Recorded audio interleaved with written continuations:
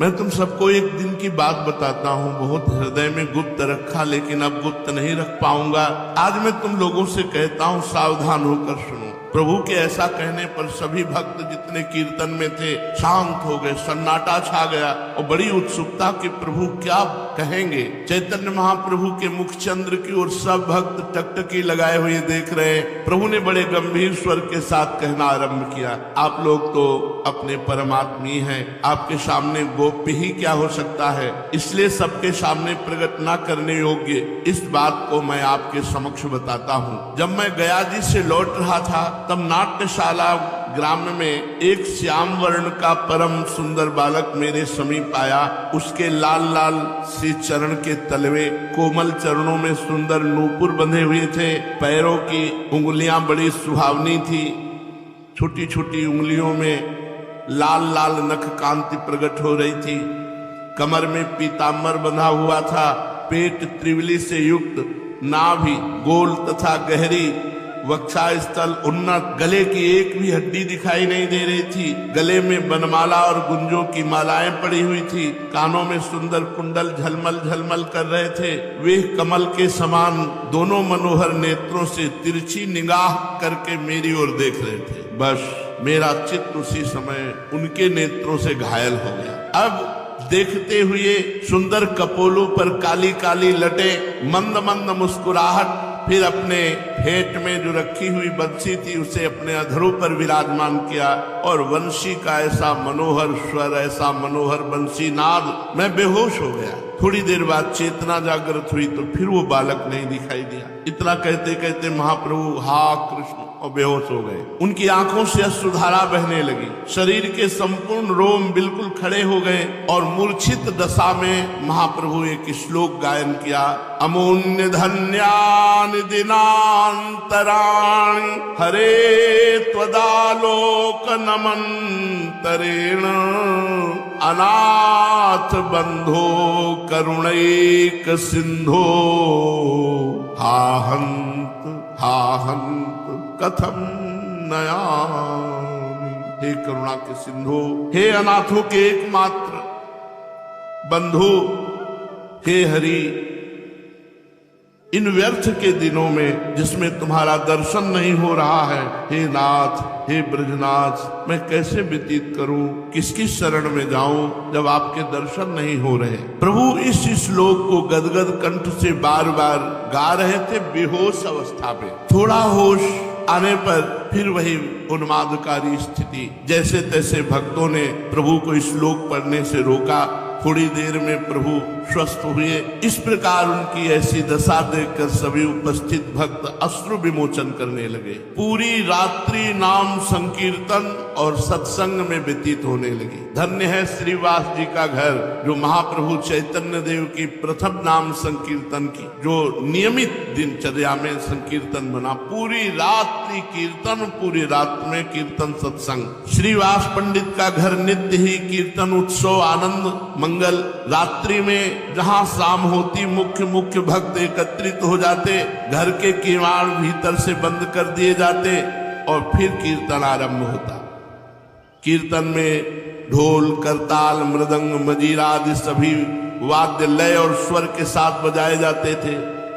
प्रभु सभी भक्तों के बीच में खड़े होकर हरि बोल और फिर कीर्तन शुरू। अब महाप्रभु का नृत्य बहुत ही मधुर होने लगा। सभी भक्त आनंद के आवेश में आकर अपने आप को भूल जाते और प्रभु के साथ नृत्य करने लगते। प्रभु के शरीर में स्तंभ, स्वेद, रोमांच, स्वरभंग, कंप, वैवर्ण, प्रलय आदि सभी सात्विक भावों का उदय होता। भक्त इनके अद्भुत भावों को देखकर मुग्ध हो जाते और भावावेश में आकर खूब जोरों से संकीर्तन करने लगते। सभी भक्त सहृदय थे। सभी का चित्त प्रभु से मिलने के लिए सदा छटपटाता रहता था। किसी के भी मन में मान सम्मान अथवा दिखावे पने का भाव नहीं था। सभी के हृदय शुद्ध थे। ऐसी दशा में फिर संकीर्तन में क्या आनंद उत्पन्न होगा जहाँ महाप्रभु हो, ऐसे शुद्ध हृदय के भक्त हो। वे सभी स्वयं आनंद स्वरूप ही थे। भक्त परस्पर में एक दूसरे की चरण वंदना करते, कोई कोई प्रेम में विह्वल होकर महाप्रभु के चरणों को ही पकड़ लेता, बहुत से परस्पर ही पैर पकड़ पकड़ करके रुदन करते। इस प्रकार पूरी रात्रि आनंद कोलाहल में श्रीवास के घर में व्यतीत होती। अब आसपास के जो लोग थे, जो भक्त हृदय थे, वो तरसते कि अगर ये कीर्तन खुले में हो तो हम सब आनंद ले पावे, लेकिन दरवाजा बंद करके होता। बड़े भक्तों की लालसाएं प्रकट हुई, तड़पड़ाने लगे हृदय। जब हरि बोल उनके आंगन में होता तो आसपास जो भक्तजन नहीं पहुंच पाते, उनके हृदय में बड़ी तड़पन होती। गदाधर इनके परम अंतरंग थे, ये सदा प्रभु की ही सेवा में बने रहते थे। एक दिन ये भोजन के अनंतर मुख शुद्धि के निमित्त प्रभु को पान दे रहे थे। प्रभु ने प्रेमावेश में आकर अधीर बालक की बात पूछा, गदाधर भैया तुम ही बताओ, मेरे कृष्ण मुझे छोड़कर कहाँ चले गए? भैया मैं उनके बिना जीवित नहीं रह सकता, तुम सच सच मुझे उनका पता बता दो। वे जहां भी होंगे मैं वहीं जाकर उनकी खोज करूंगा और उनसे लिपट कर खूब पेट भर के रोऊंगा। तुम बता भर दो कि वे गए कहाँ हैं। गदाधर ने बात टालने के लिए कह दिया, आप तो वैसे ही व्यर्थ में अधीर हुआ करते हैं, भला आपके कृष्ण कभी आपको छोड़कर अन्यत्र जा सकते हैं? वे तो हर समय आपके हृदय में विराजमान रहते हैं। ये सुनकर आपने उसी अधीरता के साथ पूछा, क्या प्यारे कृष्ण अब भी मेरे हृदय में बैठे हैं? गदाधर ने कुछ देर के बाद कहा, बैठे क्यों नहीं हैं? अब वे आपके हृदय में विराजमान हैं और सदा ही रहते हैं। इतना सुनते ही भावावेश और उल्लास के साथ प्रभु अपने नखों से अपनी छाती को चीरने लगे और कहने लगे, मैं हृदय फाड़कर अपने कृष्ण के दर्शन करूंगा। वे मेरे पास ही छिपे बैठे हैं और मुझे दर्शन तक नहीं देते, इस हृदय को चीर डालूंगा। गदाधर जी तत्काल लिपट गए और महाप्रभु के हाथों को पकड़ के रोका और विनय की, प्रभु प्रभु आप ऐसा मत करें। बहुत देर तक महाप्रभु भावावेश में रहे, फिर भाव शांत हुआ। एक दिन रात्रि में प्रभु सैया पर शयन कर रहे थे, गदाधर उनकी चरण सेवा में संलग्न थे। चरण सेवा करते करते गदाधर ने अपना मस्तक प्रभु के चरणों में रखकर गदगद कंठ से प्रार्थना की, प्रभु इस अधम को किस पापों के परिणाम स्वरूप श्री कृष्ण प्रेम की प्राप्ति नहीं हो रही? आप तो दीन वत्सल हैं, मुझे साधन का बल नहीं, शुभ कर्म भी मैं नहीं कर सकता, तीर्थ यात्रा आदि पुण्य कार्यों से भी मैं वंचित हूँ। मुझे तो एकमात्र आपके श्री चरणों का ही सहारा है। मेरे ऊपर कब कृपा होगी? प्रभु कब तक मैं इसी प्रकार प्रेम विहीन शुष्क जीवन बिताता रहूंगा? उनकी इस प्रकार कातर वाणी सुनकर प्रभु प्रसन्न हुए और आश्वासन देते हुए कहने लगे, गदाधर तुम अधीर मत हो, तुम तो श्री कृष्ण के अत्यंत ही प्यारे हो। दीन हो तो भगवान को सबसे प्रिय है, बिना दीनहीन बने कोई प्रभु को प्राप्त कर ही नहीं सकता। जिन्हें अपने शुभ कर्मों का अभिमान है या उग्र साधनों का भरोसा है, वे प्रभु की महती कृपा के अधिकारी कभी हो ही नहीं सकते। प्रभु तो अकिंचन प्रिय है, निष्किंचन बनने पर ही उनकी कृपा की उपलब्धि हो सकती है। तुम्हारे भाव पूरे निष्किंचन भक्त कैसे हैं? जब तुम सच्चे हृदय से निष्किंचन बन गए तब फिर तुम्हें श्री कृष्ण प्रेम की प्राप्ति में देर न होगी। कल गंगा स्नान के बाद तुम्हें प्रभु की पूर्ण कृपा का अनुभव होने लगेगा। प्रभु की ऐसी बात सुनकर गदाधर की प्रसन्नता का पारावार नहीं रहा। वे रात्रि भर प्रेम में मगन होकर आनंद अश्रु बहाते रहे। वे एक एक घड़ी को गिनते रहे कि कब प्रातः काल हो और कब मुझे प्रेम प्राप्त हो। प्रतीक्षा में उनकी दशा पागलों की सी हो गई। वे कभी तो उठकर बैठ जाते, कभी खड़े होकर नृत्य करने लगते, कभी फिर लेट जाते, कभी आप ही जोर जोर से हंसने लगते। प्रभु उनकी दशा देखकर बड़े ही प्रसन्न हुए। प्रातः काल गंगा स्नान करते हुए आनंद में विभोर होकर नृत्य करने लगे। वे प्रेमासों को पीकर उन्मत्त से प्रतीत होते थे, मानो उन्हें उस मधुमय मनोज्ञ मदिरा का पूर्ण रूप से नशा चढ़ गया हो।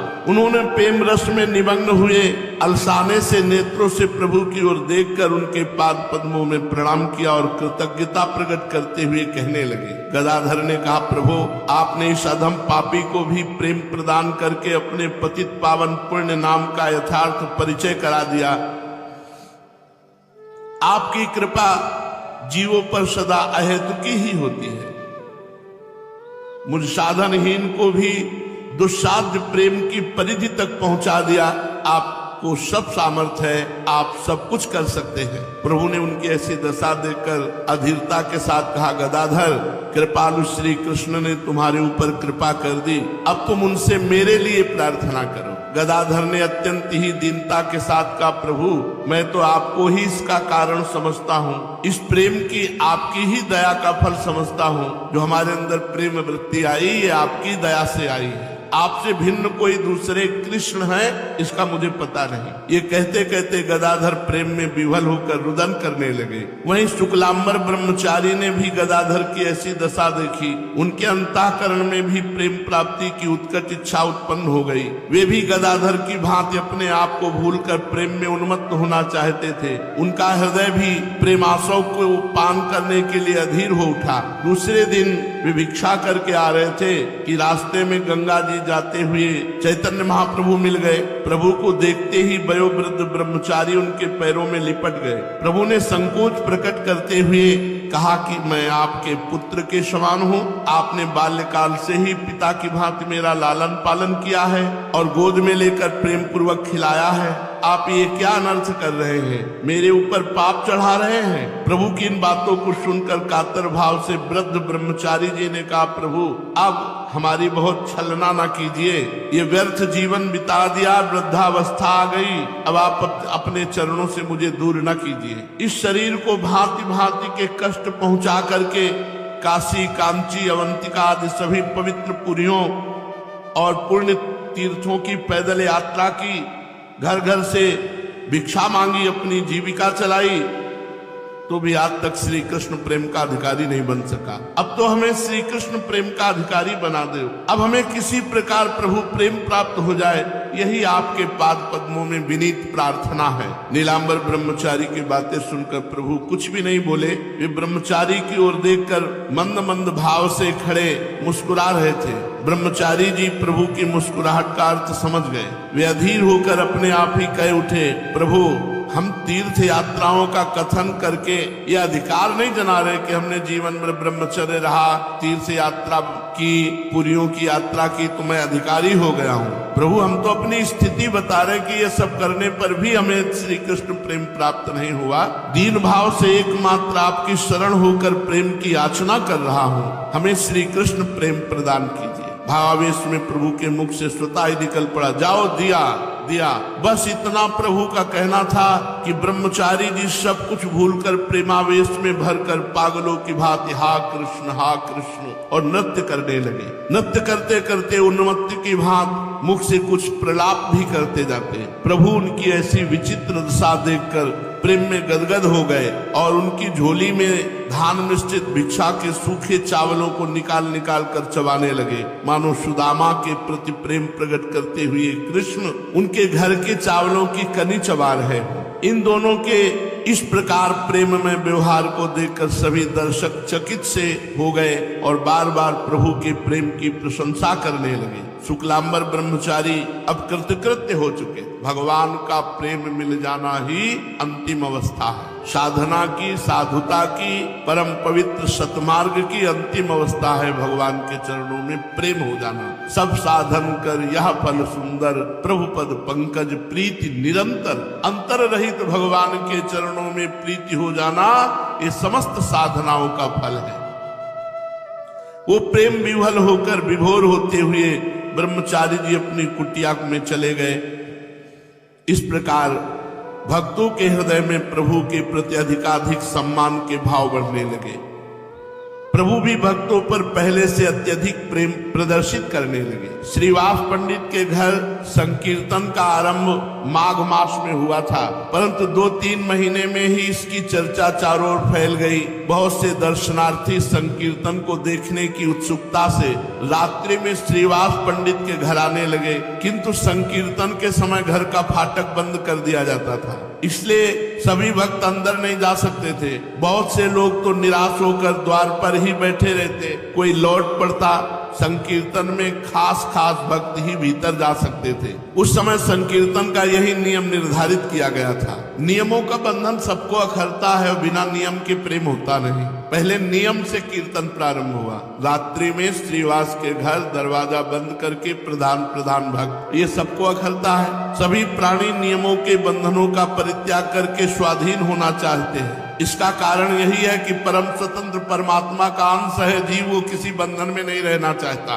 प्रेम में किसी प्रकार का नियम होता नहीं। प्राणी मात्र को प्रेम पीयूष की ही पिपासा है। सभी इसी परम प्रेम पयोनिधि के पान करने के लिए छटपटाते हैं, पर दिशा गलत है। कोई स्त्री का प्रेम, कोई पुत्र का प्रेम, कोई परिवार का, कोई गांव नगर का, कोई धन का, नाना प्रकार की ऐसी असत वृत्तियों में प्रेम खोज रहा है। यहाँ प्रेम है नहीं। प्रेम तो भगवान के नाम में, रूप में, लीला में, धाम में है। वो सभी प्रकार के बंधनों को छिन्न भिन्न करके प्रभु के समीप पहुंचना चाहता है। जो गुरु प्रदत्त नियम है उसका पालन करो और खूब नाम जप, नाम कीर्तन के द्वारा इस संसार के दोषों का नाश करके भगवत प्राप्ति करो। शेष चर्चा आगे। श्री राधा वल्लभ लाल।